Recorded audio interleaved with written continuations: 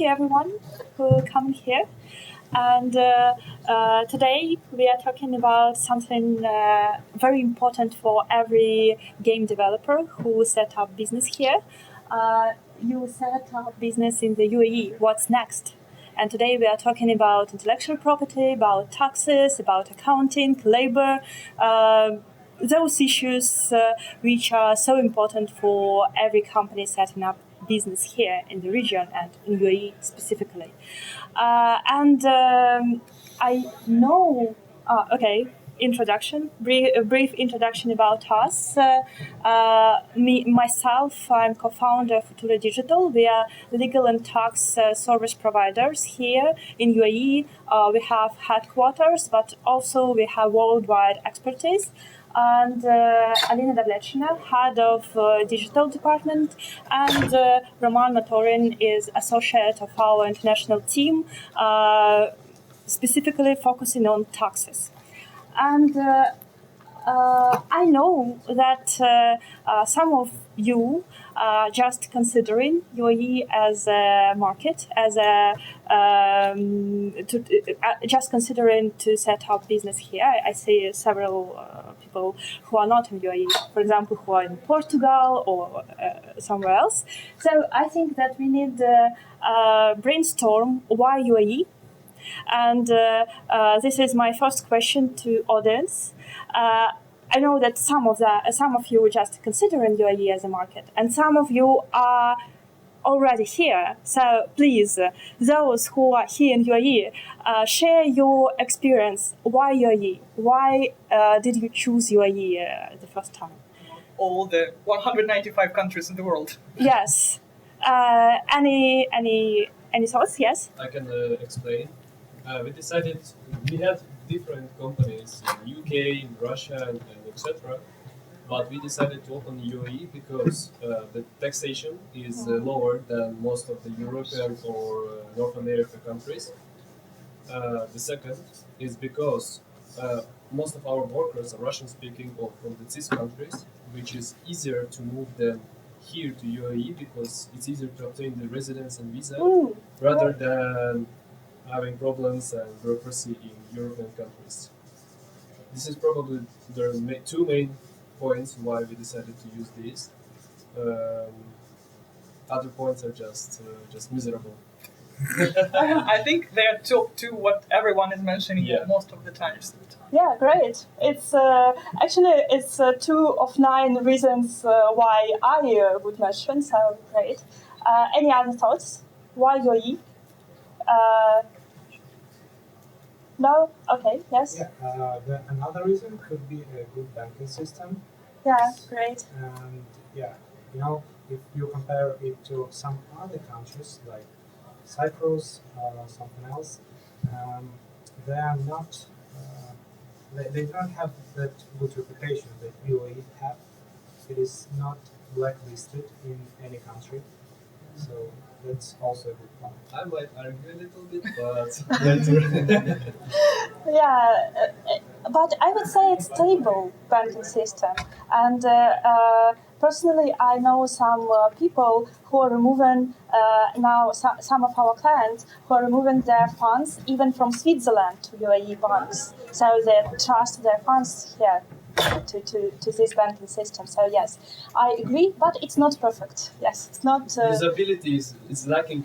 It's user experience. If we compare, for example, the Revolut, which is huge bank in the UK and most of the European Union, it has the greatest usability like no one else has. Yeah, I agree. But Revolut is like top. Yeah. One of the top experiences. But for example, in comparison to Cyprus banks, it's not like it's okay. Okay. Any other thoughts on this topic? Safety and lifestyle. Safety, yeah, for your team who is relocating. Yes, I agree. I think this is something we didn't come up with. So we will, after this discussion, we will share our 9 reasons why. And like top 3 is already, recognized, but safety is something we didn't think about. It's actually obvious. And, when you feel safe, you don't actually think about it, you just feel it. And I think that is the reason why we didn't mention it, because we didn't, think about it. Thank you very much for sharing it. Yeah, thank you. Okay. Any other thoughts you want to share? Okay, let's go to our reasons why. And yes, your guesses were right. Ease of setting up, and not just setting up, but also ease of relocation process. It's two first reasons we mentioned. It's so easy to take a visa here, and it's so easy to set up. You can even set up online without any presence, like for 5 days in some free zones. Number three, stable and reliable banking system, as you mentioned. Also, taxes, low taxes and tax benefits. And okay, we have here we have personal income tax 0% and almost zero VAT. We have corporate tax 9%, but also we have IP box regime I mentioned today on my panel, and also Roman will dive deeper into this process when you can reduce your 9% corporate tax to 0% because you are a game dev company. So it's, I think, very interesting topic to discuss. And also, as lawyers, we couldn't we need to mention English laws in some free zones, and it's so great that UAE has such regimes, ADGM and DFC, where you can use these English law instruments. For example, in Saudi, unfortunately, we have no such instruments comparing to UAE. Also, government support hubs and communities, and ID gaming, obviously, but not only. There are several programs in Dubai, Abu Dhabi, but also in other Emirates, where you can find some support for community or even some subsidies. For example, Sandbox in Dubai Silicon Oasis can give you $150,000 if you're successful to get this investment committee. And there are like some accelerators here, and I think they are growing now. Also, golden visas for creative talents. You can not just obtain visa for your employees, but also you can obtain golden visa, 10-year golden visa. You can choose Abu Dhabi visa for creative talent. It's old programs supported by the Abu Dhabi Department of Culture and Tourism, and also a new program, Dubai Gaming Residency, supported by the Dubai Future Foundation. It's very new, so not so many people obtain such type of visa, but Abu Dhabi visa for creative talents, I think if you are as a gaming resident, you probably already obtained it because it's used a lot here in Abu Dhabi. If not, come to us and we'll talk in more detail about it. Yeah. And the last but not least reason we mentioned, it's that gaming and entertainment is part of long-term government strategy as we see it. This is a strategy with the UAE 2031, and also several strategies focusing on digital business, on coders, on gaming even. And you see, these plans are ambitious, like 30,000 jobs in game development by 2033, and issuance of 100,000 creative golden visas for talents, and even increased Dubai's GDP by $1 billion by gaming development. So what I think about it, that UAE is good jurisdiction to choose because you see that like government is very serious about it and see it's like part of their future. So let's continue with the main topic we are gathered here. You set up a company in the UAE, and what's next? And let's imagine the game dev company. This is our Moscow, Herme. And this game dev company just set up a company in the UAE, but then face at different things. You see, employment contracts, content regulation, taxes.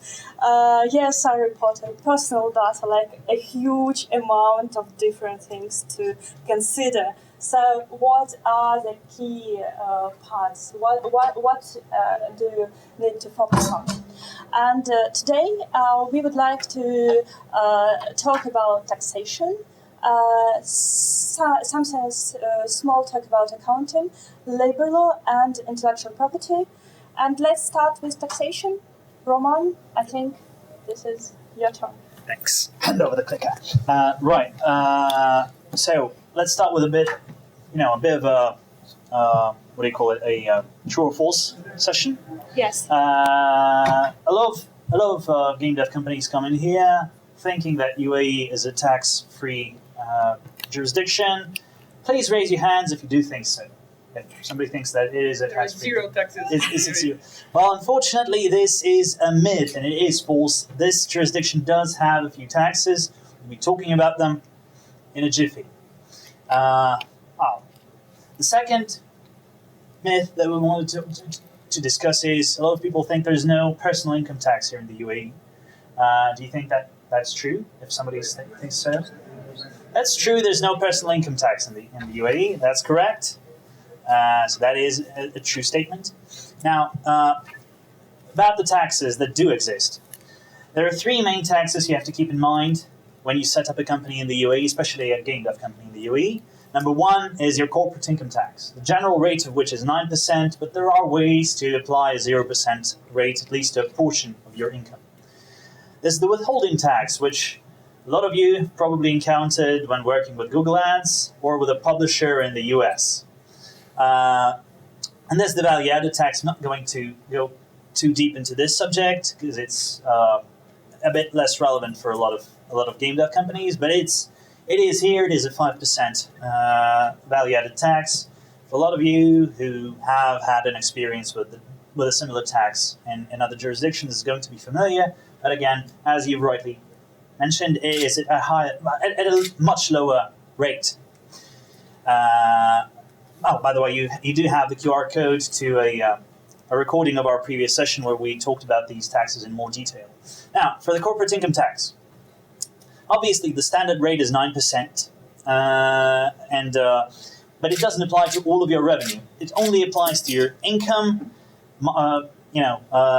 with the expenses deducted. So let's imagine you have 1 million dirhams in revenue from your game, from several of your games. Then you deduct the expenses. Say you have a team of developers here, you have an office to rent, you have to provide some snacks for the office, and you also have to rent the servers. Those are deductible expenses, and let's imagine they're about half of the revenue you gain. So you deduct half of that. Then there's the threshold. So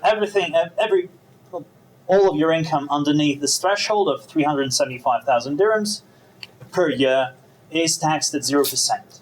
So even though you made 1 million dirhams, you're only taxed at this small portion of it. So at the 125,000 dirhams out of this million is taxed.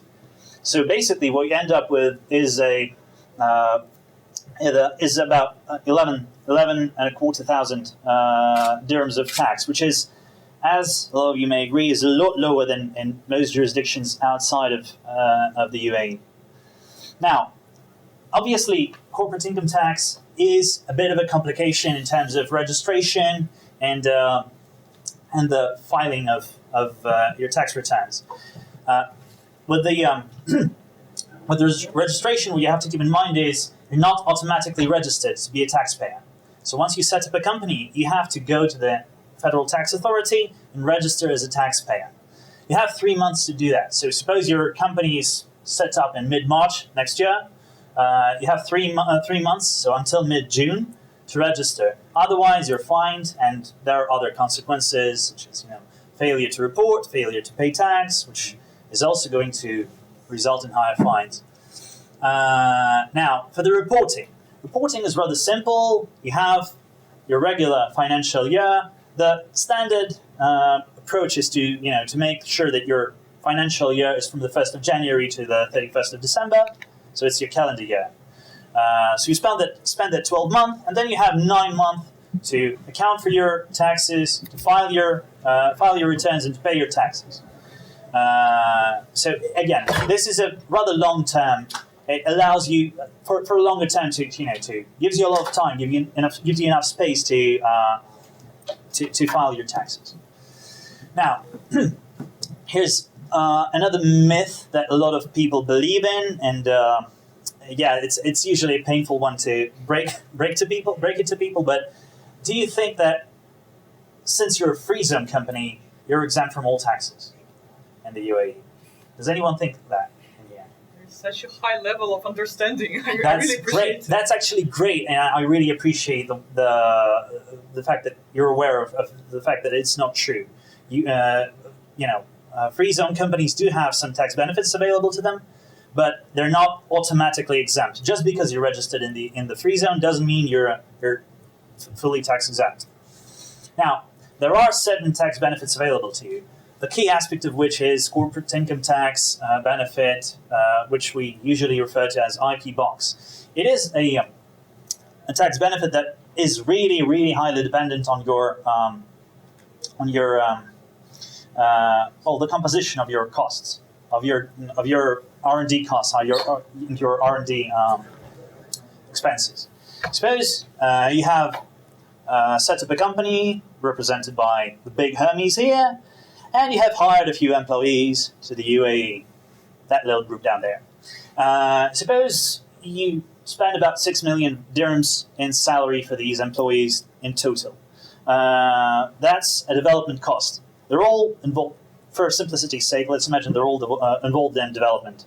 And then writing code, making art for the game, etc., etc.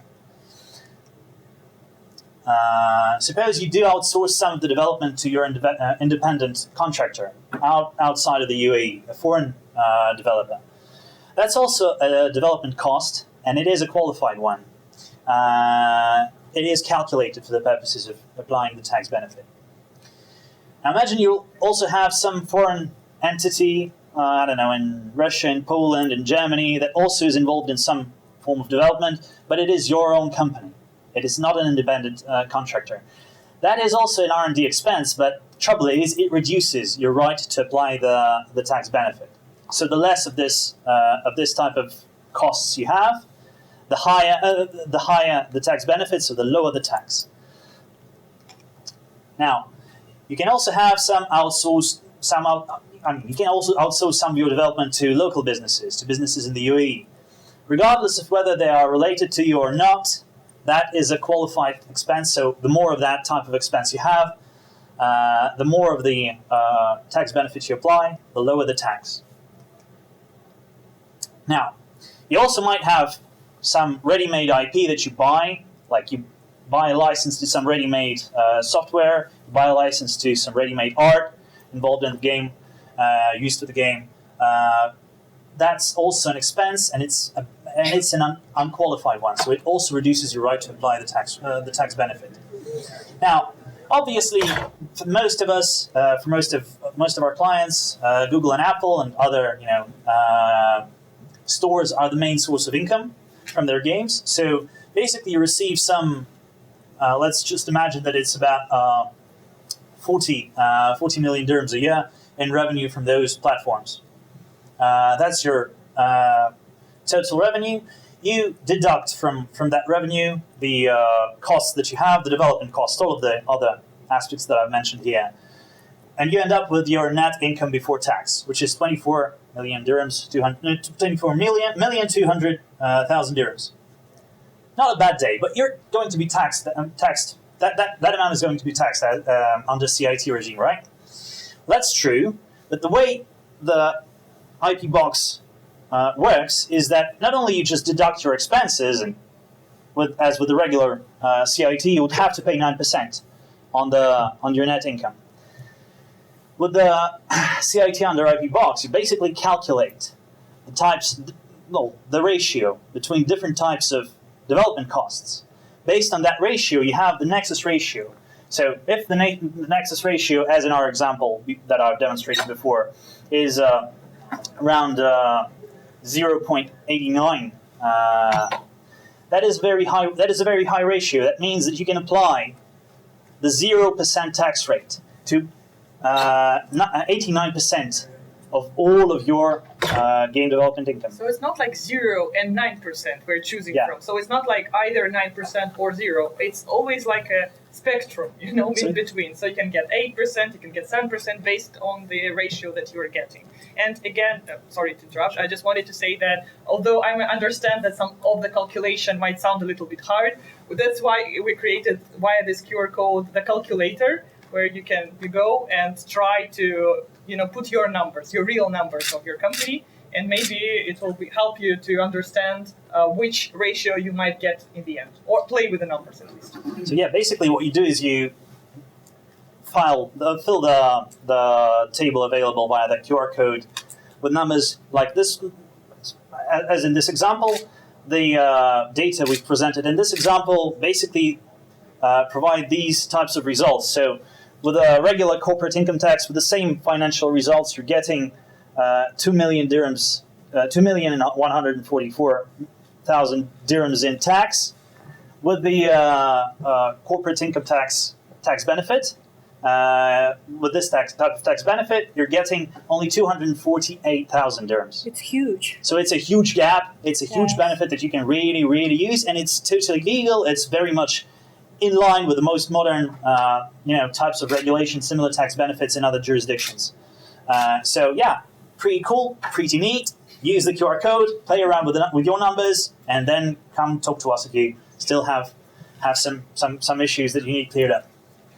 So now for the value-added tax. I know it's getting a bit too difficult, so I'm not getting too deep into it. Value-added tax, regular type of tax. A lot of you have encountered it in other jurisdictions. Only here it's paid at 5%. And the other peculiarity that I have to mention is that it works in the whole of GCC as if it was one country.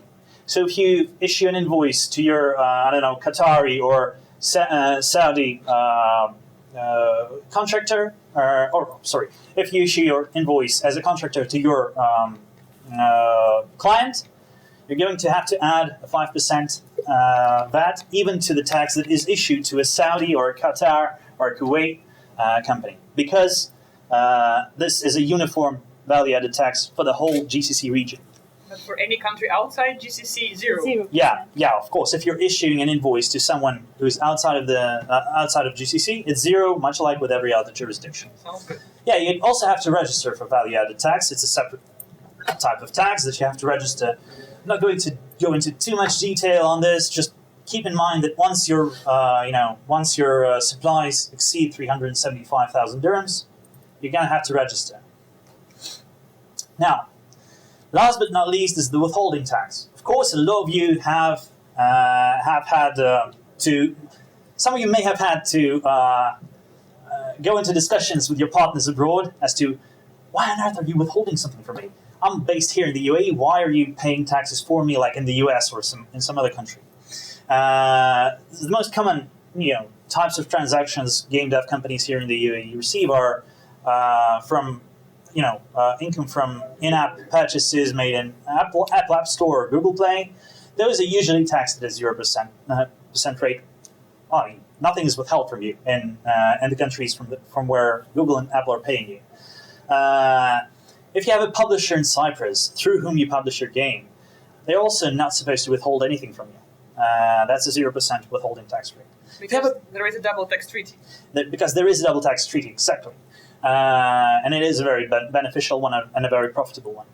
Now, the Google Ads usually pays you directly from their US entity, and that usually means they're withholding 30% tax. Unfortunately, there's not much you can do with this unless you have a separate entity elsewhere outside of the UAE. That is because UAE does not have a double tax treaty with the US, much like most GCC countries. With China, they do have a double tax treaty with China, but in China, if you have a publisher in there, you're going to withhold 10% and pay it in China. So here's again a little table of types of income usually received here in the UAE from different types of sources and the rates that are usually applied in that country. Now, Yeah, I think that you feel free to contact us, and we will share all presentations so you can research it deeper. yeah, sure. I'll try and wrap the taxation part of it up. What you have to keep in mind: 3 main taxes: corporate income tax, 0 to 9%. Withholding tax depends on where you're getting money from. Value-added tax, either 0 or 5% rate. There are a lot of tax benefits available. Some of them are quite complex. Please feel free to contact us. We'll be happy to help. Now, the 2 other things I wanted to talk to you about are accounting and ESR. Again, first things first, accounting is a very, a regular type of accounting, regular type of thing most businesses have to encounter.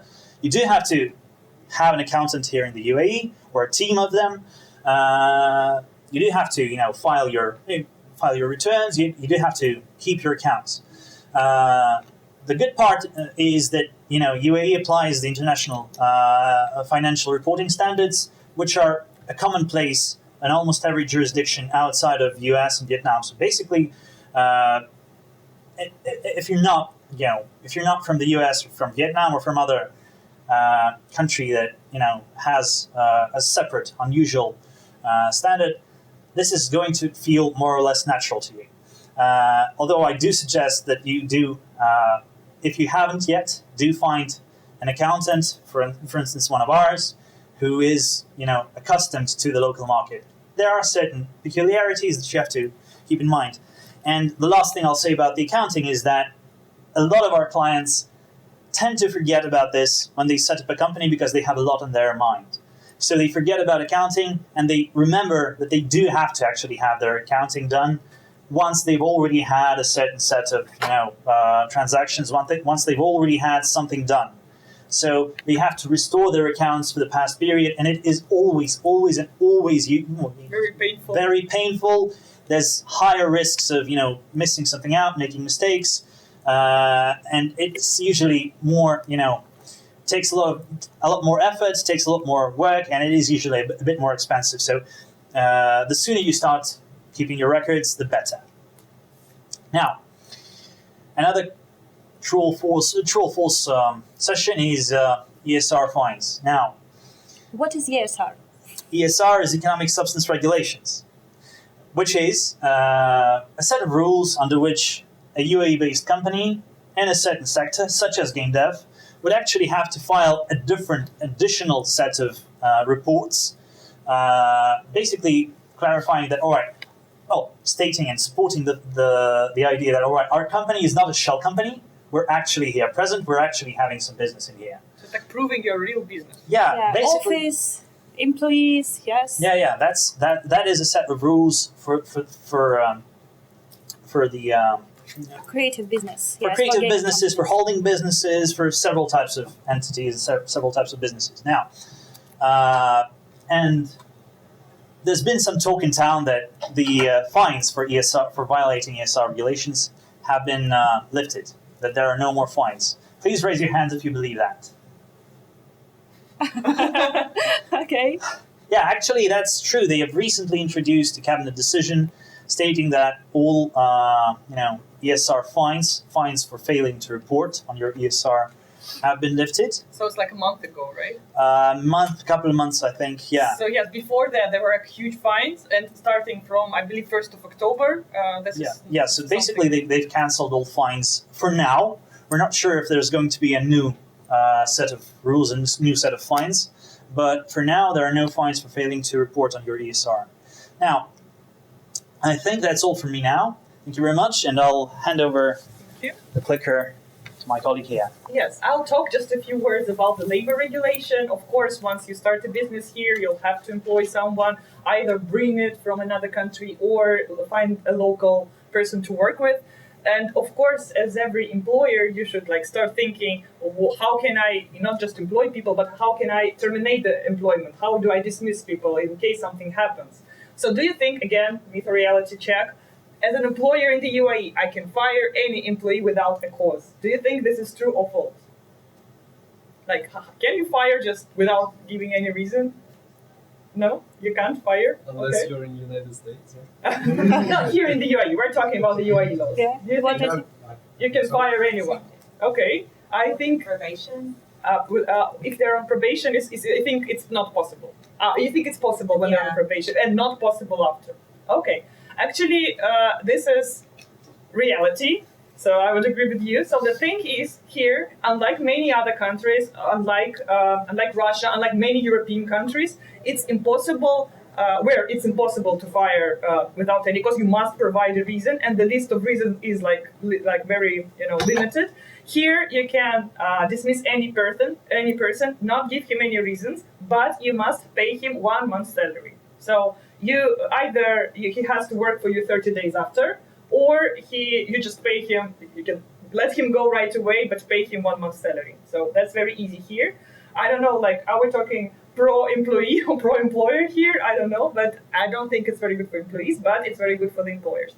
The only thing I should mention here is that your dismissal shouldn't be discriminatory. So in case you fire everyone from a certain nationality, or you fire anyone who filed complaints recently, or whatever. So if you see there's a certain pattern of discrimination, this is something that can be brought to legal liability with mohre. So you should pay attention to that. Okay, one more reality check I wanted to do. So employees can only be paid through bank transfers. Again, this is a very common rule for a lot of countries. So in order to protect the employee, they must get money through bank transfers, so that the government tracks the payment and makes sure that the payment has gone through. Do you think this is the case in the UAE? I see nodding here. You already know the answer, I know. Okay, so yeah, actually this is a myth. There are actually different ways to legally pay an employee here in the UAE. Of course, in other countries you can also pay in cash and it will not be legal, but here it's actually legal.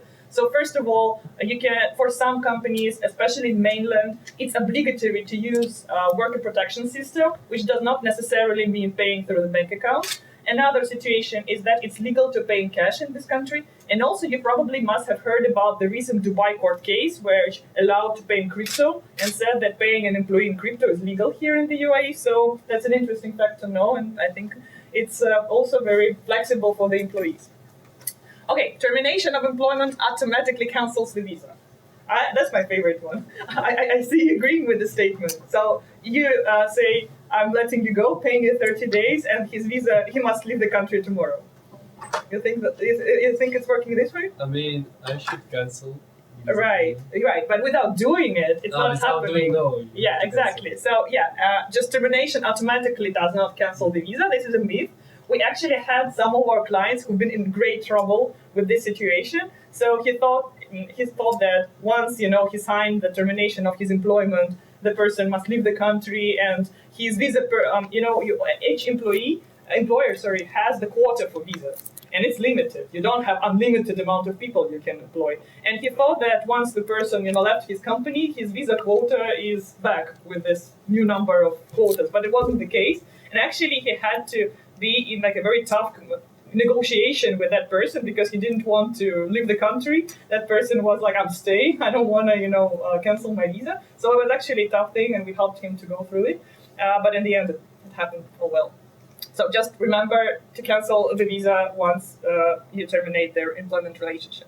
So I think this is just a few questions I wanted to talk about the labor thing. And the last part of our today's workshop is intellectual property, which is of course the heart and the core of any gaming business. So I think it's very important to talk about it here. So again, we have 3 myths to talk about. One is all works created by employees for a game company automatically belongs to the company. I see, you have so much of it. You've probably been through all this with us, probably. Okay, so does anyone has an opinion on this statement? Okay. At least we have the first opinion. So the thing is, it's not happening automatically.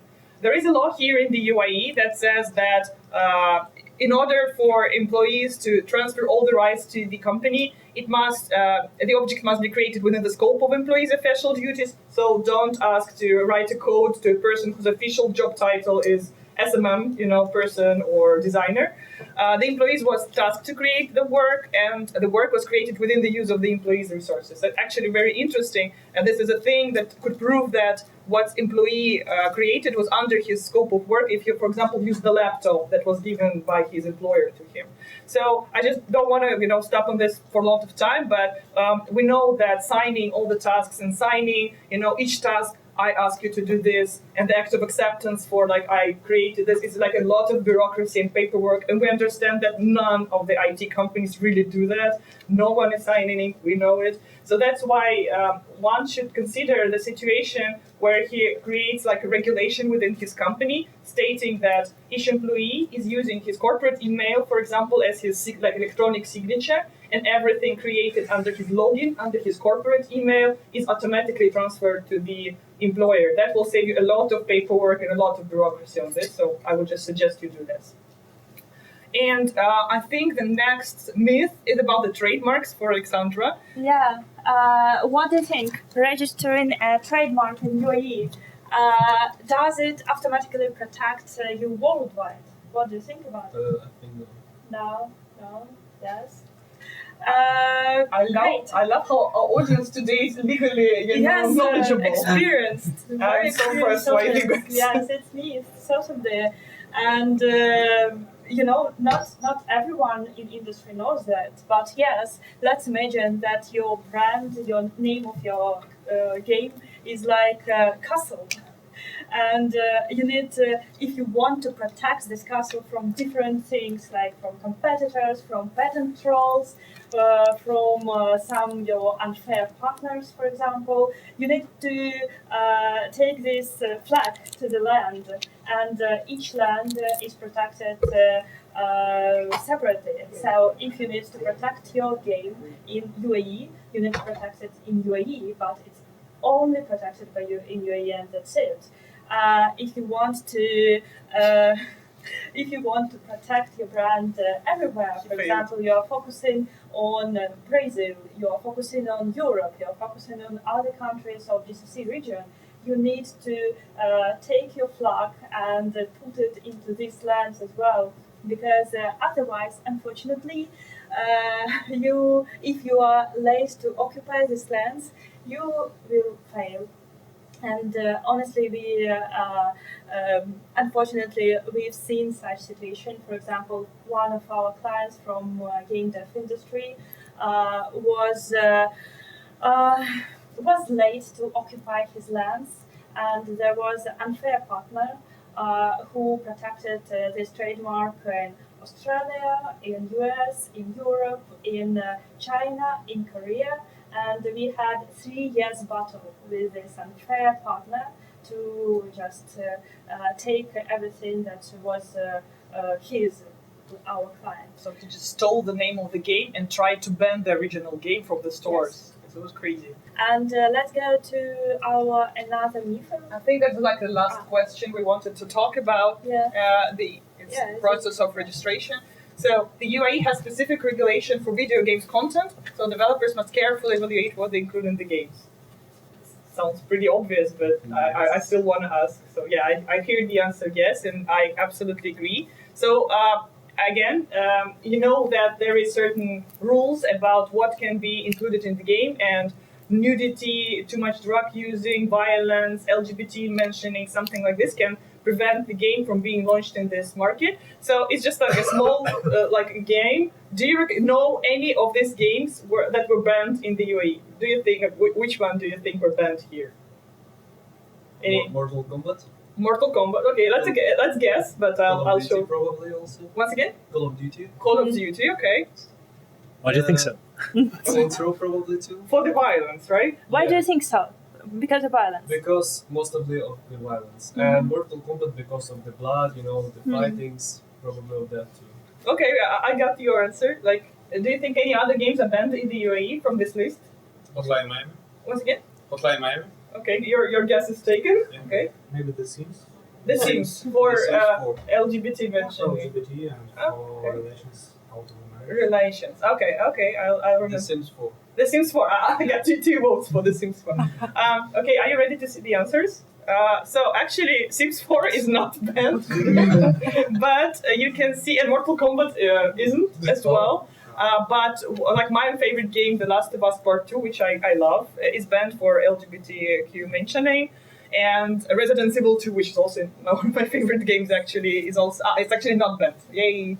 I love it. So that's what I wanted, just to show you that the thing is that you have like violence or nudity or something does not automatically mean that you will be banned here. I think this is just, I can't say that it's random, but when your like attention is being drawn to, this is something that can be caught by the local authorities' eyes, and then it will take you a while to figure out why you were banned. So they don't actually give you the reason why you were banned. And we are currently in the process with one of our clients whose service was banned in the UAE. We're trying to battle this process, and we're trying to prove that the ban should be lifted. So basically, that's everything we wanted to talk today. Thank you very much for your attention. I'd just like to summarize that UAE is actually a great jurisdiction to have a company. It's a great jurisdiction to start your business, and it has a lot of potential. Of course, there are challenges. Of course, there is something you have to consider, but you have to know the laws, because when you don't know the law, it doesn't, let you go with all the consequences of not knowing it. So please pay attention to the legal regulation, the accounting regulation, taxes, of course, and just don't forget that you have the legal right to reduce your tax from 0 to 9, which I think is groundbreaking. So thank you for your attention. Come talk to us in case you have any questions. Yeah, and we prepared a guide. It's like 70 pages. I think it's like a big guide. So I think we try to give it to most of the people here. If you haven't received your guide, please come. I will give it to you. It's just an overview of what we talked today in the session and something else. And there's also regulation personal data, which we mentioned, something else. So please, we'll be very grateful if you take a look. And if you need the electronic version of this guide, please contact us. We have our QR code here. So we will share with you this guide and our presentation as well. So please feel free to contact. Yeah, thank you very much. Thank you. Thank you. And maybe some questions. Yes, we have 5 minutes. Yeah, I have a question regarding the banned games. Is it possible, for example, to develop a game in UAE but to publish using other jurisdictional entity, for example, in UK? So the thing is that usually the responsibility for the content bears the publisher, not the developer. But at the same time, again, we also had a client who wanted to start a company here that will be in charge of the adult AI game.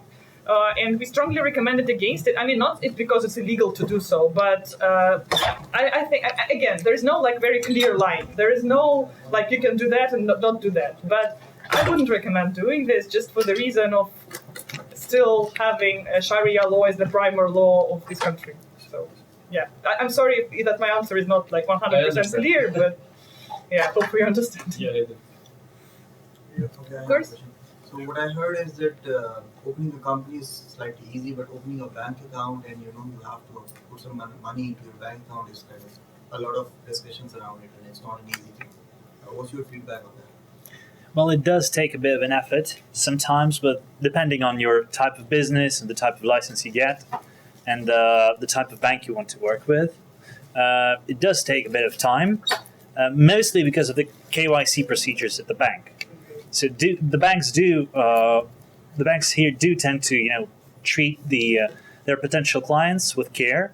They do try to make sure that their banking infrastructure is not being used for some money laundering, for some other illegal activity. So they do check that check your background. They do verify that it is a legitimate business and that it is not a shell company. So yeah. It takes a bit of time opening a bank account.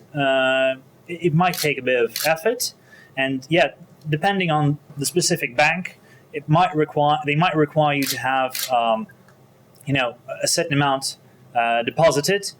But again, it varies depending on the case. Yeah, but it's also depends on free zone and your business license. For example, if you're incorporated here in AD Gaming into 454, it's much easier to open account because they have a good KYC process when you just setting up your business. And that's why banks, they trust more to such kind of companies.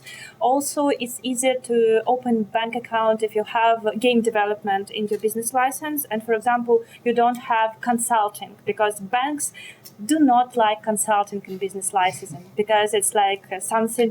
Sometimes it's something not clear. legal.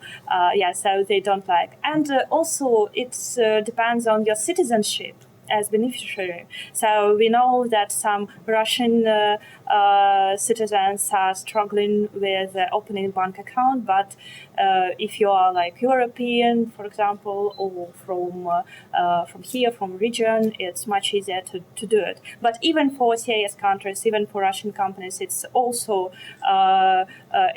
possible to do that, but you need me more accurate in data, in information you are submitting to the bank. Yes. Yeah. So basically, For a gaming company, there's no cap of the amount you need to deposit in a bank. There's no such cap. It's not like it's for the gaming company and not for the gaming company. It's depending on the bank. It's heavily depending on the so type there's of no account. universal rule. But for example, I know a lot of gaming companies incorporated in ID Gaming in 2454 who opened Vio, for example, bank account easily, like in several weeks, without any deposit. So, but also I know companies who couldn't do that. So it's like depends on these factors I mentioned. Yes. And I think like general rule that we are helping with opening bank accounts is like less than a month. Yes, but it depends. Again, because it depends. It depends on citizenship and also Of course. data. Great. Yes. Thank you so much. Of course. Any other questions? Okay. Thank you. Thank you very so much. Thank you very much. Yes.